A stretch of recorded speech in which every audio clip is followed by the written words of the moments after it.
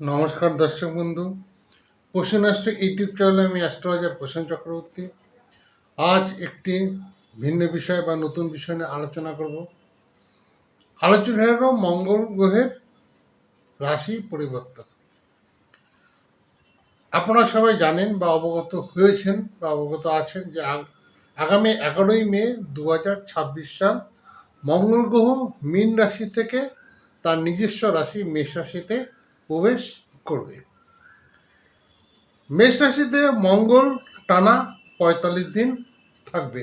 11ই মে 2026 থেকে টানা 45 দিন থাকবে। সনাতন ভারতীয় জ্যোতিষশাস্ত্র অনুসারে মঙ্গল যখন নিচের রাশিতে অবস্থান করে তখন মঙ্গলের শক্তি দ্বিগুণ হয় ও অত্যন্ত শক্তিশালী হয়ে ওঠে এবং রুজক যোগ তৈরি করে, যেখানে সাহস, আত্মবিশ্বাস ও কর্ম বা ব্যবসাগত সাফল্যের জোয়ার নিয়ে আসে। 11ই মে 2026 মঙ্গল গ্রহ মীন রাশি ছেড়ে তার নিজস্ব রাশি মেষ রাশিতে অবস্থান করবে। সেখানে টানা 45 দিন মঙ্গল অবস্থান করবে। এর ফলে সেখানে বসে মঙ্গল কতগুলি রাশিকে বেশ প্রভাবিত করবে। সেই রাশিগুলির সব কিছু ভালো হবে এবং সেই কোন কোন রাশিগুলোর সব কিছু ভালো হবে তা নিয়ে আজকে বিস্তারিত আলোচনা করব। প্রথমে বলবো কর্কট রাশি। মঙ্গলের গোচর কর্কট রাশির জাতজাতিদের দশমভাবে হচ্ছে, যা পেশাগত জীবনে জন্য শুভ ও ফলদায়ক। যারা চাকরি পরিবর্তন করতে চাইছেন, বেশ ভালো সময় এটা। কর্মক্ষেত্রে পদোন্নতি বা বড় কোনো দায়িত্ব পাওয়ার সম্ভাবনা রয়েছে। বেতন বাড়ার যোগ দেখা যায়। যারা ব্যবসা করছেন, বড় কোনো চুক্তি সম্পূর্ণ হওয়ার প্রবল সম্ভাবনা রয়েছে এই সময়, এই টানা 45 দিনের মধ্যে। আর্থিক পরিস্থিতি আগের থেকে অনেক ভালো হবে কর্কট রাশির জাতক জাতিদের। কর্কট রাশির যেসব জাতক জাতিদের শিক্ষার্থী আছেন বা পড়াশোনা করছেন, তাদের শিক্ষাক্ষেত্রে কিন্তু ভালো যাবে। এরপর বললো মিথুন রাশি। মঙ্গলের গোচর মিথুন রাশির জাতিদের একাদশভাবে অবস্থান করবে। একাদশ ভাব হচ্ছে আয়। আয়ের নতুন নতুন পথ খুলতে পারে। হঠাৎ বা আকস্মিক ধন প্রাপ্ত বা পুরানো বিনিয়োগ থেকে লাভ হওয়ার সম্ভাবনা প্রবল। সামাজিক ক্ষেত্রে প্রতিপত্তি বাড়বে এবং বন্ধুদের সহযোগিতা লাভ হবে। মিথুন রাশির জাতক জাতিকাদের মঙ্গলের প্রভাবে আয় যেমন বাড়বে, সেরকম যারা চাকরিজীবী আছেন, কর্পোরেট সংস্থা বা প্রাইভেট সংস্থায় চাকরি করছেন বা সরকারি সংস্থায় চাকরি করছেন, তাদের পদোন্নতির যোগ দেখা যায়, বেতন বৃদ্ধির যোগ দেখা যায়।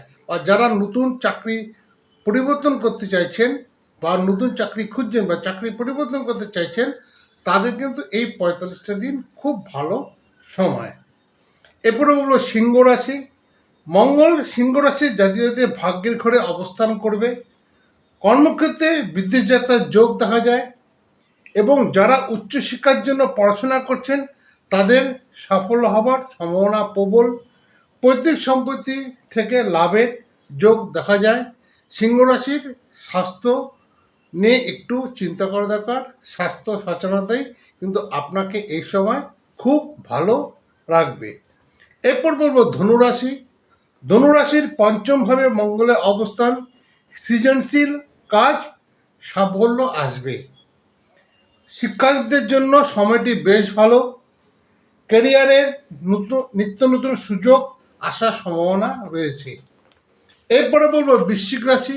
বৃশ্চিক রাশির যেসব জাতক জাতিকাদের কর্মক্ষেত্রে দীর্ঘদিনের বিবাদ মিটে যাওয়ার সম্ভাবনা প্রবল। অর্থাৎ বৃশ্চিক রাশির যেসব জাতক জাতিকা আছে, যাদের কর্মক্ষেত্রে দীর্ঘদিন ধরে কোনো প্রবলেম চলছিল বা কর্মক্ষেত্রে দীর্ঘদিন ধরে কোনো বিবাদ চলছিল, সেটা মিটে যাওয়ার সম্ভাবনা প্রবল। স্বাস্থ্য সচেতন বজায় রাখলে সময়টি ভালো যাবে। মঙ্গলের এই অবস্থান প্রতিযোগীদের পরাজিত করতে পারবে। অর্থাৎ বৃশ্চিক রাশির যেসব জাতিকে আছেন তাদের পড়াশোনার ক্ষেত্রে হোক, খেলাধুলার ক্ষেত্রে হোক, বা কোনো কিছু কাজের ক্ষেত্রে হোক, যারা যেসব প্রতিদ্বন্দ্বী আছেন তাদের পরাজিত করতে পারবেন। বৃশ্চিক রাশির জাতক জাতিকাদের বলবো এই সময়টি আপনারা মনোযোগ দিয়ে সব কিছু করুন, সুস্থভাবে করুন, সাফল্য কিন্তু আপনাদের হাতের মুঠোয় আসবে। সর্বশেষ বলবো মেষ রাশি। মঙ্গল গ্রহের মেষ রাশিতে প্রবেশ সবচেয়ে বেশি শুভ হবে। মেষ রাশির জাতকদের আত্মবিশ্বাস ও হঠাৎ করে সাহস বেড়ে যাবে। কর্মক্ষেত্রে নিত্য নতুন দায়িত্ব ও বেতন বৃদ্ধির পাওয়ার সম্ভাবনা প্রবল। সরি, আটকে থাকা কাজ সম্পূর্ণ হবে, অনেক সুযোগ আসবে, সুযোগের সদ্ব্যবহার করলে জয় আপনাদের। আর্থিক উন্নতির বিশেষ সুবিধা দেখা যায়। মেষ রাশির জাতক জাতিকাদের বলবো এই সময় একটু ধীরে চলে সমস্ত কাজকর্মগুলো করুন, খুব ভালো চলবে। এটি একটি সার্বিক আলোচনা। আমি যে রাশির কথা বললাম এটি একটু সার্বিক আলোচনা। আপনারা যদি আমার কথা মতো মেনে চলেন বা ধীরে কাজ করেন, যেসব রাশিগুলির কথা বললাম, তাহলে আপনাদের সাথে আমার বলা কথাগুলো মিলবে। আর যদি আপনি মনে করেন যে আমি বলেছি আপনারা নাকের দুল দিয়ে ঘুমাবেন, সব কিছু হয়ে যাবে, সেটা কিন্তু ভুল ভাবনা। সুযোগ আপনাদের আসবেই। মঙ্গলের এই রাশি পরিবর্তনের ফলে এই কটি রাশির সুযোগ কিন্তু আসবে। সেই সুযোগকে সদ্ব্যবহার আপনারা করুন। সদ্ব্যবহার করলে আপনি আপনার আকাঙ্ক্ষিত ফল পাবেন। মঙ্গলের এই প্রভাব ফলপ্রসূ করতে মঙ্গলবার ও শনিবার হনুমান চালিসা পাঠ করুন। হনুমান চালিসা পাঠ করার সাথে সাথে হনুমানজিকে ছোলা ও গুড় দিন, আপনারা খুব ভালো ফলাফল পাবেন। দর্শক বন্ধু, আজ রাখি। আমার ভিডিওটি যদি ভালো লাগে তাহলে অতি অবশ্যই লাইক শেয়ার সাবস্ক্রাইব করে দিন, যাতে নিত্য নতুন ভিডিও আমি আপনাদের সামনে আনতে পারি, আপনারা সবাই সবার আগে পান। শেষে একটা কথাই বলবো, যদি ভিডিও ভালো লাগে তাহলে পুরো ভিডিওটি দেখুন, আর যদি ভালো না লাগে তাহলে স্কিপ করে বেরিয়ে যান। অযথা কোনো কুমন্তব্য করবেন না। মঙ্গলের ঘর পরিবর্তন 11ই মে থেকে শুরু হচ্ছে।